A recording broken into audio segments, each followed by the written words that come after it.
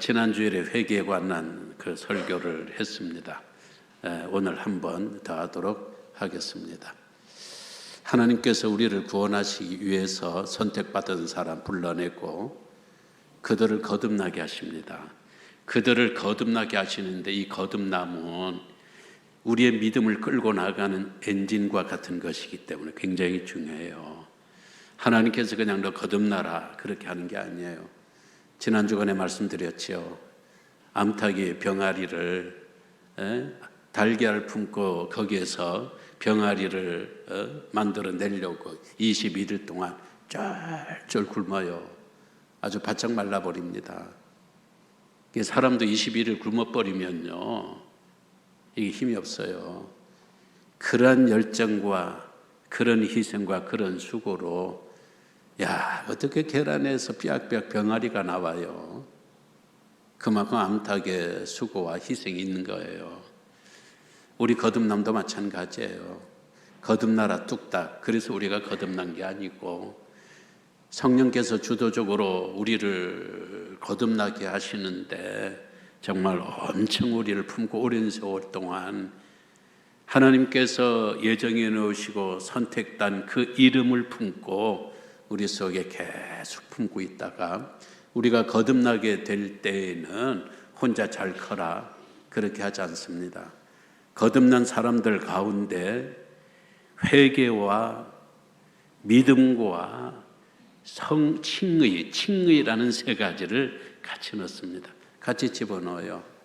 거듭난 사람들 속에 회개가 들어가고 믿음이 들어가고 칭의가 들어가면 이 세 가지는 하나의 씨요, 하나의 DNA요, 하나의 혈액형이요, 하나의 엔진입니다. 세 개의 씨앗들이 계속 자라나면서 거듭난 하늘의 생명을 점점 자라게 해요. 육신은 점점 늙어가고 쇠하여 가는데 우리의 속사람은 회개함으로 그리고 믿음으로 그리고 칭의를 통하여서 점점 자라납니다. 처음에는 몰라요. 저 사람이 거듭났는지 그리고 저 사람이 진짜 성장하는 믿음인지. 그러나 어느 세월부터 결과를 보면 열매를 보면은 아 저분이 거듭난 그리스도인이구나. 처음에는 우리 자신도 잘 몰라요. 내가 거듭났나? 아 교회 다니긴 하는데 아직 거기까지는 아니야. 그렇기 때문에 오늘이라도 내가 죽거나 예수님 오시면은 나는 천국에 갈 자신이 없어. 이런 생각을 할 수도 있습니다. 그러면서도 정령 거듭난 분들이라면 아 그래도 내 마음에 아직도 이런 뜨거움, 어떤 체험, 거듭남에 대한 경험들은 아직도 강력하지 않지만 나는 죄인이고 우리 예수 그리스도께서 나를 위해서 십자가에 죽어 주셨음을 이걸로 믿고 이걸로 믿는다.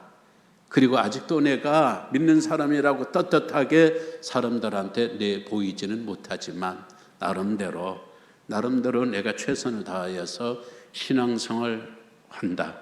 다른 사람들이 볼 적에는 아유 저 사람이 어제나 오늘이나 똑같네 하더라도 내가 나를 생각해 보면 그래도 10년 전보다는 5년 후가 좀 나아졌고 5년 후보다는 지금이 그래도 조금 나아진 것을 보면 정말 내 속에 거듭난 영, 난 거듭난 그리스도인이 된 게 그래도 믿고 싶다. 이 정도까지는 가요. 우리가 거듭날 적에 가장 먼저 강력하게 역사하는 게 회개예요. 물론 회개와 믿음과 칭의가 순서가 있다는 것은 아니라는 걸 말씀드렸어요. 동시다발적으로 거듭난 생명 가운데 역사해요. 회개가 더 강력하게 앞장을 섭니다. 세례요한이 하나님의 부름을 받고 사람들 앞에 나서면서 가장 먼저 외치는 것이 회개하라, 천국이 가까웠느니라. 회개하라, 천국이 가까이 왔다. 회개를 외쳤어요. 마태복음 한 3장 2절에는 회개를 외치시더니 마가복음 1장 15절에서는 조금 달라요. 마태복음에서는 회개하라, 천국이 왔느니라. 회개와 천국을 연결시키거든요. 근데 마가복음에서는 회개하고 복음을 믿으라 그랬어요. 회개하라, 뭐가 가까이 오고 있다고? 천국에 가까이 오고 있다고. 회개하고 뭐를 믿으라고? 복음을 믿으라. 복음이 뭐예요? 복음이라는 다른 게 없어요. 예수 그리스도께서 나를 위해서 해주신 일, 예수님께서 나를 위해서 무슨 일을 해주셨는가? 예수 그리스도께서 나에게 해주신 일이 그 복음이에요. 그걸 믿는 거죠. 문제는 복음은 이걸로 믿을 수 있죠. 그러나 이걸로 믿는 것을 믿음이라고 하기는 좀 그래요. 이거는 이해예요. 이해. 그걸 이해를 할 수 있어요. 아, 예수 그리스도께서 나를 위해서 죽으셨고 그 피가 나를 위해서 흘려주셔서 내가 용서 받을 수 있다 하는데, 이걸로는 뭐 그냥 어려서부터 계속 들어왔으니까, 아니면 교회 와서 수없이 들었으니까 세뇌가 되는 거예요. 세뇌가 되어가지고 뭐 그래 하지만은 이게 없는 거예요. 가슴이 없는 거예요. 가슴 속에 그 사실을 생각할 적에는 눈물 흘리고, 그리고 그 사실을 생각할 적에 정말 주님의 뜻대로 살지 못한 내 삶이 부끄럽고, 그리고 안타깝고, 또 때로는 죄송하고, 이게 없는 거예요. 그러니까 예수님께서 회개하고 복음을 믿으라. 그러니까 회개하고 복음을 믿어야 그것이 머리로 들어오고 가슴으로 느끼고 손과 발을 통하여 행위로 나타날 적에 사람들이 야, 저 사람 달라졌는가 보다, 그렇게 인정해주고, 내 스스로도 참 내가 많이 달라졌어, 그런 믿음이 될 수 있을 줄로 믿습니다. 라이프 성경 사전은 회개를 이렇게 정리를 하고 있습니다. 회개란 죄에 대한 확신과 하나님께 죄를 지었다는 깨달음. 그전에는 죄에 무심해요. 뭐 남들 다 아는 거, 그 무심하는데, 회개형이 들어가기 시작하면 죄에 대해서 예민해지고 뿐만 아니라 내가 하나님께 죄를 지었다, 내가 하나님 앞에 죄인이 신분이었구나, 이런 것들에 대한 깨달음, 죄인을 구속하시는 하나님의 은혜로 자신의 죄성을 확인하고 죄로부터 결정적으로 돌이키는 신앙 행위다. 회개에는 죄를 미워하는 마음의 변화와 죄에서 떠나고자 하는 생활의 변화가 포함되어 있다. 아울러 회개란 죄를 포기하는 것이며 거룩한 생활을 가능하게 하는 성령의 능력을 받아들이는 것이다. 이렇게 이야기를 해요. 이걸 우리식으로 다시 한번 표현을 한다면, 죄는 뭐냐? 어떤 신학자는 죄는 우리 가운데 일어나고 있는 정권 교체다, 그렇게 이야기를 해요. 정권 교체가 뭐예요? 정권 교체는 대통령이 바뀌어진 거예요.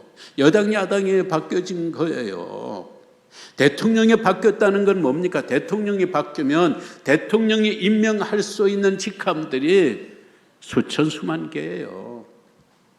그러니까 정권이 교체되었다는 것은 그냥 단순히 장관 몇 사람이 바뀌었다는 게 아니고, 어떤 국가 시스템 제도가 좀 바뀌었다는 게 아니에요. 국가 전체가 국가 시스템이 바뀐 게 정권 교체입니다.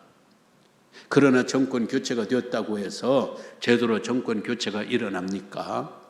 여당에서 야당 됐던 사람들은 정권을 빼앗겼지만은 계속 물고 늘어지는 거예요. 새로운 정권에 자기 사람들을 심어놓고 대못 박아놓고 이 사람들이 계속 딴지 걸고 발목을 잡는 거예요. 새로운 대통령이 정권 교체로 정권을 잡았지만은 이런 발목 잡는 사람, 딴지 거는 이 조직들이 계속했으면 진짜 대통령 하기가 힘들고 대통령의 철학, 비전, 정책을 앞으로 끌고 나갈 수가 없어요. 우리도 마찬가지예요. 우리가 정권이 교체되었거든요. 정권이 교체되었다는 것은 내 생각이 접은 생각으로, 내 행동이 접은 행동으로 이게 교체되는 거예요.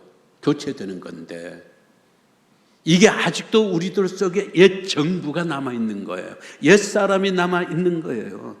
이것이 끝까지 내 속에서 자기 자리를 포기를 안 해요. 야, 내가 10년, 20년 이 사람의 마음속에 이 성격으로, 성품으로, 기질로 내가 주인 노릇했는데, 아니 예수가 들어와서 예수를 왕으로 모셨다고 해서 정권이 교체되고 했다고 해서 내가 순순히 빠져나갈 것 같으냐.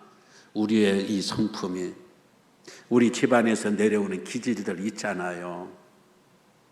우리 속에 들어있는 여러 가지 성격들이 있잖아요. 이런 것들이 막 우리들 속에서 예수 제대로 믿지 못하도록, 믿음과 칭의와 성화와 이런 쪽으로 나가지 못하도록 우리들 속에서 굉장히 이것들이 악착같이 뿌리처럼 칡뿌리처럼 박혀가지고 안 나오려고 하는 거예요. 어떻게 해야 돼요? 그러니까 회개가 필요한 거예요. 회개는 뭐냐? 회개는요, 막 갈아엎는 거예요. 회개는 뭐냐? 풀풀이 뽑는 거예요. 회개란 뭐냐? 우리들 속에 무성하게 돋아나고 있는 쓸데없는, 쓸모없는 가지치기를 계속 쳐내는 거예요. 신앙생활은 싸움이에요. 우리의 신앙생활에 그냥 유람선 타고 구경하고 유람선 타고 관광하는 게 우리의 신앙생활이 아닙니다. 지금까지 많은 사람들이 신앙생활, 교회생활을 그저 구경꾼처럼, 그저 관광객처럼, 그저 주일이면 가고 또 주일 끝나면 돌아가고, 이 반복되는 이게 교회생활이기는 하지만 이게 진정한 신앙생활은 아니에요. 진정한 신앙생활은 우리들 속에 두 세력이 있는 거예요.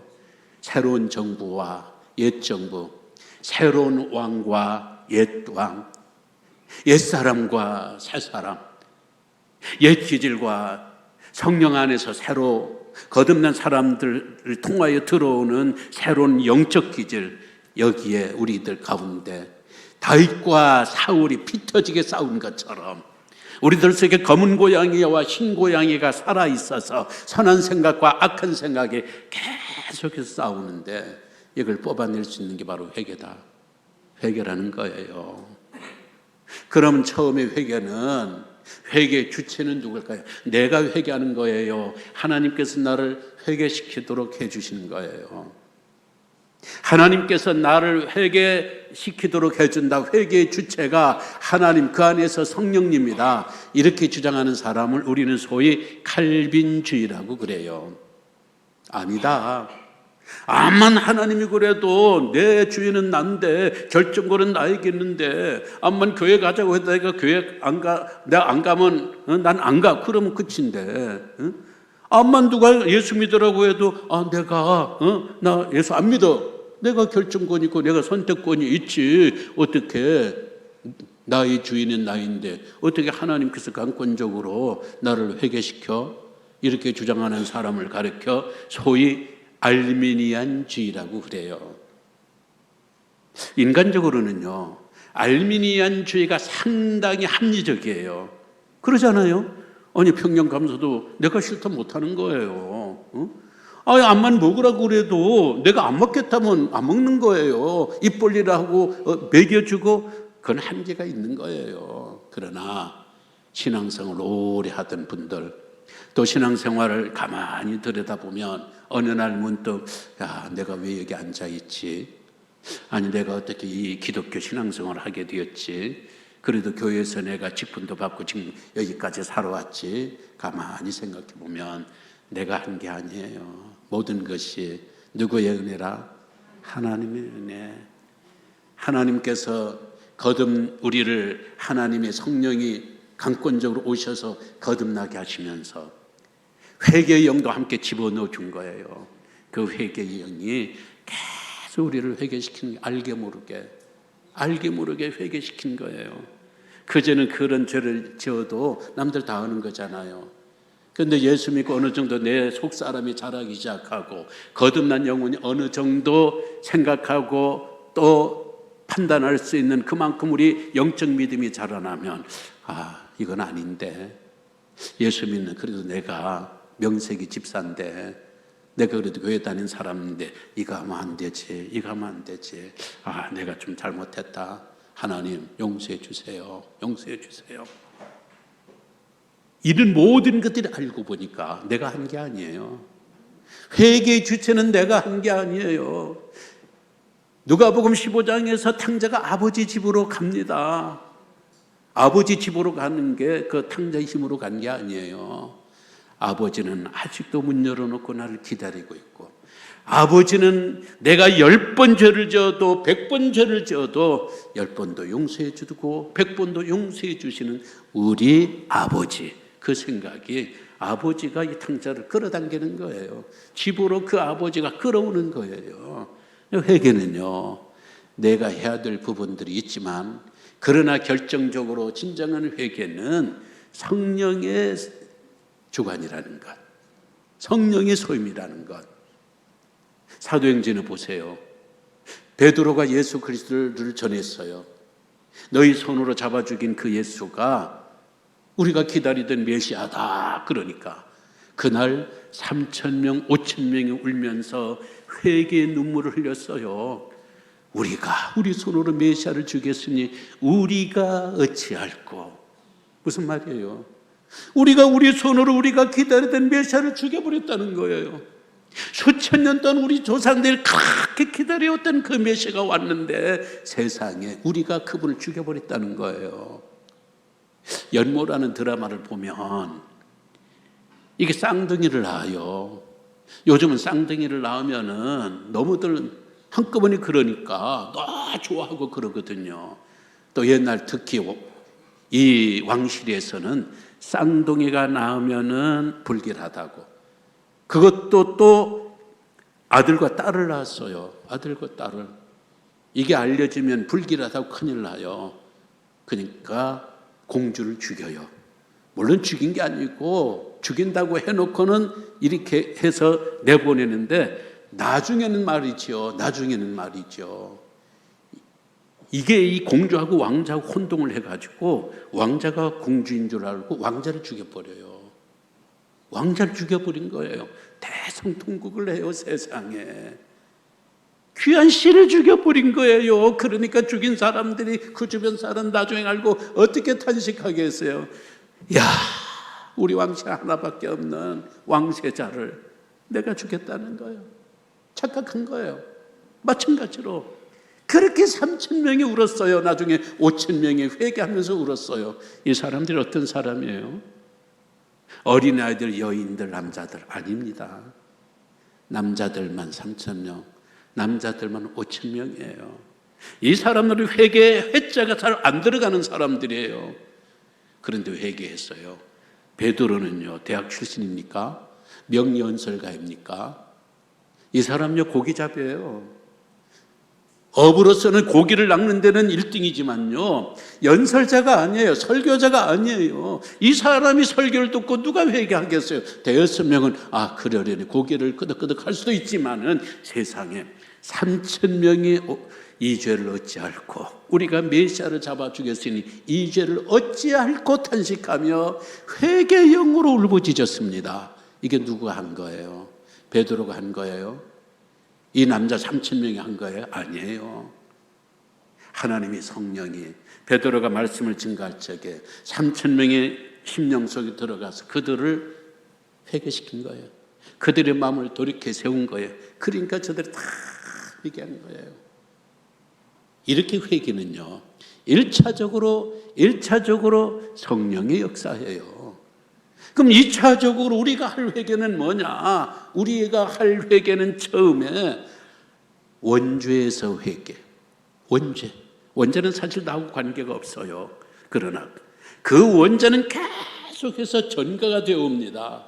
그냥 쉽게 말하면 유전이라고 생각하세요.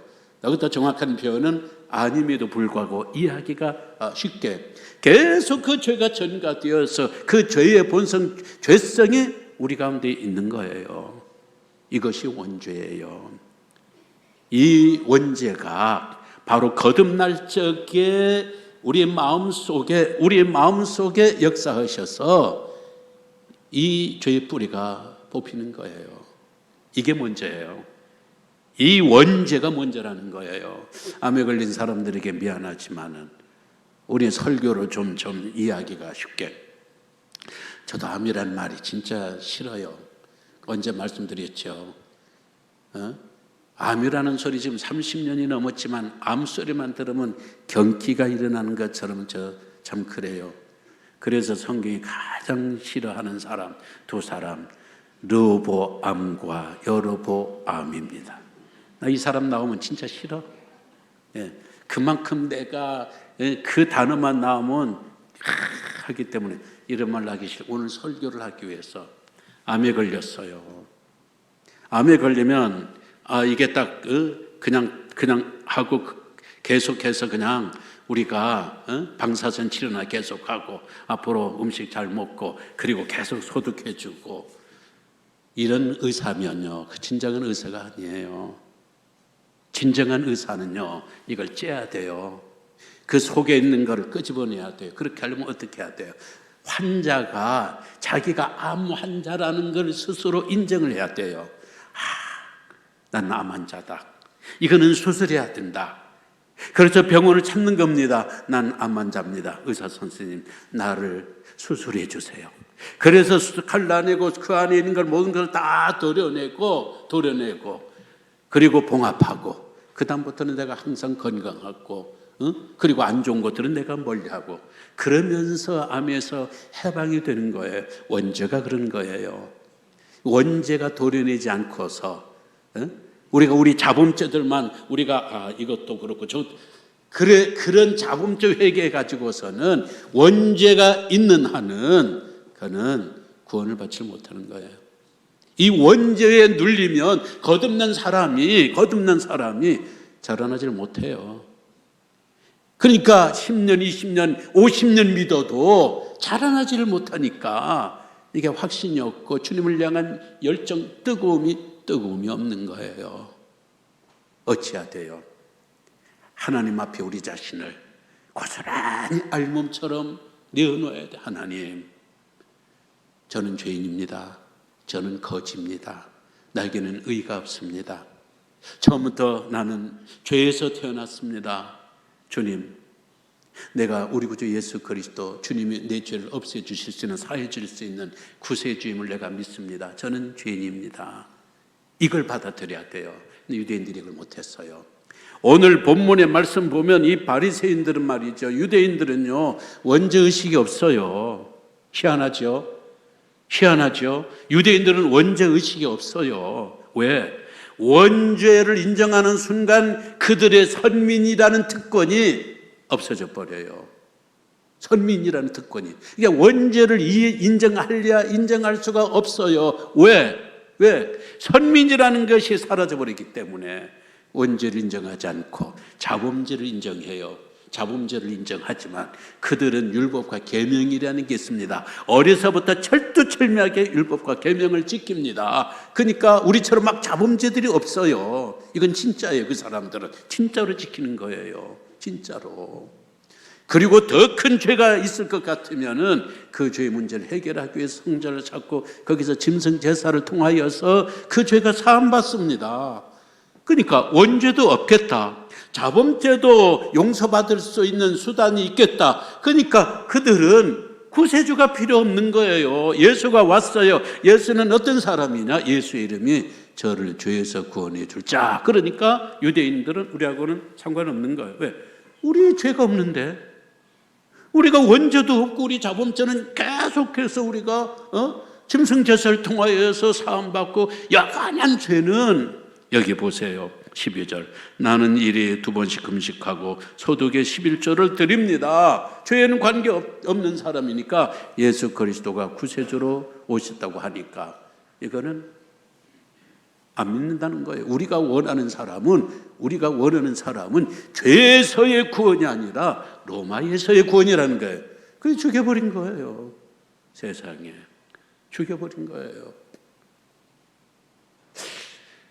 오늘 이런 말씀들을 우리가 이 원죄에서 정말 주님이 내 속에서 나의 구세주다 그런 사실을 생각하며 마음속으로 짠한 마음 지금도 확실히 믿어지면 우리는 원죄에서 분명하게 사함을 받은 거예요.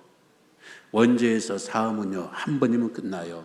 2번, 3번 받는 게 딱 1번이면 끝나요. 그러나 자범죄는 매일매일 회개를 해야 돼요.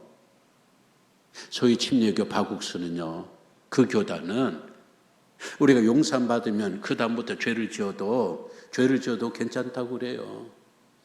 그러니까 그 같은 파이스저 세월호 저렇게 수백 명 죽여놓고 도망 다니고 숨어버리고 엊그제 체포되고 인간의 양심도 그렇게는 못해요.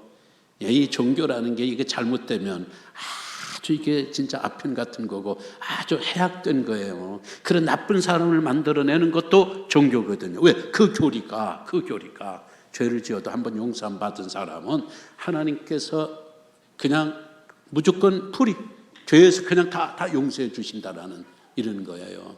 우리는 안 그렇습니다. 원죄는 예수 그리스도를 믿을 적에 우리 마음속에 죄암이라는 게 도련이 있지만은 매일 우리가 짓는 자범죄는요 매일 회개해야 돼요. 매일 양심의 가책을 느껴야 돼요. 죄가 그 뿌리가 계속 회개하지 않으면 죄의 뿌리가 계속 깊어져요. 회개하지 않으면 죄가 잎사귀가 가지가 계속 많이 나요. 죄는 수염과 같은 거예요. 저는 수염을요 많이 나는 편이니까 매일매일 수염을 깎습니다. 이틀만 안 깎아도 여기에 그냥 수염이 새까맣고 요즘은 나이가 많이 들어서 그런지 허연 수염으로 꽉 차니까 아이고 늙어가는 나이를 인정하기 싫으니까 매일매일 깎아요. 근데 그 수염을 갖다가 열흘 동안 안 깎았다, 한 달 동안 안 깎았다. 면도기로는 깎을 수 있지만 저는 전기 면도기를 사용합니다. 전기 면도기는 안 들어요. 수염이 이렇게 자라버리면 안 들어요. 죄는요 쌓아놓고 도매금으로 회개하는 게 아니에요. 죄는 말이죠 매일매일 회개해야 돼요. 내가 오늘 누구를 아프게 했나, 내가 오늘 하나님의 사람인다 하면서도 내가 그대로 살지 못했나, 내가 오늘 동네에서 하나님 영광 가려운 건 뭐냐, 나 때문에 누가 가슴 아팠나, 그거 품고 자면 안 돼요. 죄는 성장력이 무지무지하게 강해요. 죄가 우리를 주장하면, 잠식하면요 우리는 그때는 죄의 노예가 되고 예수 믿는 사람이면서도 죄의 병기가 될 수밖에 없는 거예요. 그러니까 마르틴 루터는 우리 예수님께서 회개하라, 회개를 말씀하신 예수님의 가르침대로 우리는 매일 회개해야 된다, 이렇게 말씀하셨습니다. 우리가 회개할 적에 시간이 많이 갔습니다만은 우리가 회개할 적에 회개의 영역은 어디냐? 지적인 면에서 회개해야 됩니다. 내 지적인, 내가 알고 있는 거 잘못 알고 있었구나, 예수 그리스도가 나의 구세주였구나, 내가 알지 못해서 주님 죄송합니다, 이걸 회개해. 정적인 면을 회개해야 돼. 회개하면 우리 마음속에 주님 죄송합니다, 주님 죄송합니다. 의지적인 면에서 회개가 나와야 됩니다. 의지가 뭐냐? 회개는요 그날로 내가 죄인임을 알고 하나님 앞에 내가 죄인입니다, 내가 뼛속가 죄인입니다, 이게 회개고, 회심은 걷던 걸음을 반대로 역방향 유턴시키는 거예요. 이게 회심이에요. 이 두 개가 같이 가야 되는데 우리는 매일 회개하고 매일 울기는 하지만 이스라엘 백성들이 하나님께 죄를 짓고 하나님 야단치면 징징징 울기만 했지, 저들은 그 죄를, 그 우상을 버리지를 못했어요. 진정한 회심은 뭐냐? 가던 걸음, 이게 잘못됐구나, 거기서 멈추고 회개하고 다시 돌이키는 거예요. 어디로? 주님께로. 이게 회심이에요. 이게 유턴하는 거예요. 이런 것들 통하여 야, 참 저 사람 진짜 회심했네. 예수 믿고 많이 달라졌어. 그런 걸 통하여 우리가 더 주님을 드러내고 하나님께 인정받고 우리가 서로를 인정할 수 있는 믿음으로 나갈 수 있는 겁니다. 하나님의 은혜가 함께 하시기를 기원합니다. 오늘은 우리 찬양도 회개에 관한 이야기고 오늘 복음서 한 번 더 부르겠습니다. 주님 것을 내 것이라고 찬양합니다. 다 같이 일어나셔서 찬양합시다.